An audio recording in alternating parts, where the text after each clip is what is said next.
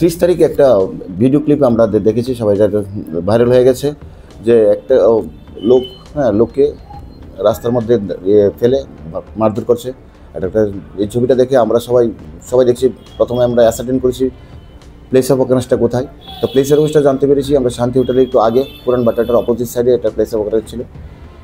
তো এই ভিডিওটা দেখে তারপর আমরা ঘটনা জানতে পারে একটা প্রাথমিকভাবে আমরা যে ইনকোয়ারি করে ব্যাপারটা একটু জানতে পেরেছি।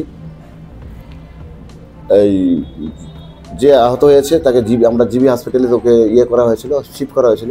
তো এই আহত ব্যক্তি থেকে জানতে পেরেছি যে ওনার নাম হলো গোবিন্দ দাস বৈষ্ণব, ওনার বাড়ি বিলুনিয়া কলেজ স্কোয়ারে। ওনার মা লক্ষ্মীরানী দাস বৈষ্ণব, ওনার বয়স 67 বছর। মা অসুস্থ ছিল, চিকিৎসার জন্য ওনার শান্তি হোটেলে থেকেছে। এখন 30 তারিখ ভোরবেলা ওনার মা খুব অসুস্থ হয়ে গেছে। তো মানে ব্যথা পেয়েছে, আনকনসিয়াস অবস্থায় হয়ে গেছিলো। তো এখন পরে ফায়ার সার্ভিসকে খবর দেওয়া হয়েছে, ফায়ার সার্ভিস এসেছে। তো এখান থেকে ব্যাপারটা এরকমভাবে হয়ে গেছে যে ওনার মাকে হয়তো ওনার ছেলে অর্থাৎ গোবিন্দ দাস বৈষ্ণব প্রচণ্ডভাবে মারধর করেছে, তার ফলে হয়েছে। এরকমভাবে একটা ছিল, যদিও এটা আমরা একটা তদন্তর বিষয়ে আমরা তদন্ত করছি। তো এই বিষয়ে যখন ফায়ার সার্ভিস এসে মাকে নিয়ে গেছে, তখন ফায়ার সার্ভিসের সাথে অ্যাকচুয়ালি নর্মালি কৌতূহল, ফায়ার সার্ভিস আসলে আশেপাশের লোকরা একটু কৌতূহল আছে। তো কিছু লোক রাস্তায় যারা দাঁড়িয়েছিল পুজো দেখতে এসেছিলো, তারা অনেকে বলে ব্যাপারটা তারা একটু ভীষণচারী বয়স্ক মাকে মারধর করেছে। তো সেই ভেবে সে একটু দৌড় দিয়েছিল। আর মাকে তো হসপিটালে ফায়ার সার্ভিস নিয়ে গেছে। তো তাকে সে দৌড়ে রাস্তার পাবলিক তাকে আটকেছে। তো ওই বিষয়ে তাকে সবাই তার মারধর পছন্দ করেছে। যাই হোক, তারপর আমরা ওই ভাইরাল ছবিটা দেখেছি, যাকে আমরা দেখেছি।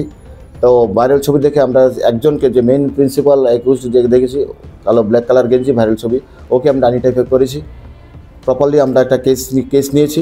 তারপরে কেস নেওয়ার পরে এটা ইনভেস্টিগেশন করে লোকটাকে আইডেন্টিফাই করেছি। লোকটা হলো টিটন দাশগুপ্ত, যার বাড়ি ভাটিয়া মহানগর।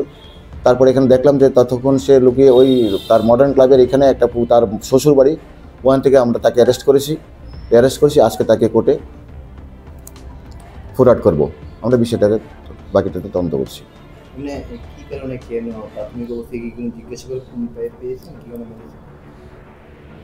তাকে আমরা জিজ্ঞাসাবাদ করেছি। জিজ্ঞাসাবাদে বলছে স্যার ওকে দৌড় দিচ্ছে, পেছনে কয়েকজন মানুষ দৌড় দিয়েছে। তো একটা ব্যাপারটা সে কোনো কী করে ব্যাপারটা মাকে মারধর করেছে, কেন করেছে। তো এইসব দেখে সে বললো স্যার আমরা তো তাকে মারধর খুব বড় অফেন্স করেছে, এইভাবে তাকে মারধর করেছি। ওটা তার সে ওটা বললো। না, এখন বাকি আরেকটা লোককে ছিল যে সাদা চুল, আরেকটা চোখ ছিল, এখনও কেউ এই লোকটা বলতে পারেনি। তো তাকে জিজ্ঞেস করলাম, না স্যার উনিও তো আমার মতো আমি দাঁড়িয়েছি, ওই লোকটাও দাঁড়িয়েছিল। তো ওই লোকটাকে এখনও অবধি আইডেন্টিফাই হয়নি, কেউ বলতে পারিনি। তো আমার একটা ইনভেস্টিগেশন চলছে। ওই লোকটাকে আইডেন্টিফাই করলে আমরা ওই লোকটাকে আমরা অ্যারেস্ট করে কোর্টে পাঠাবো।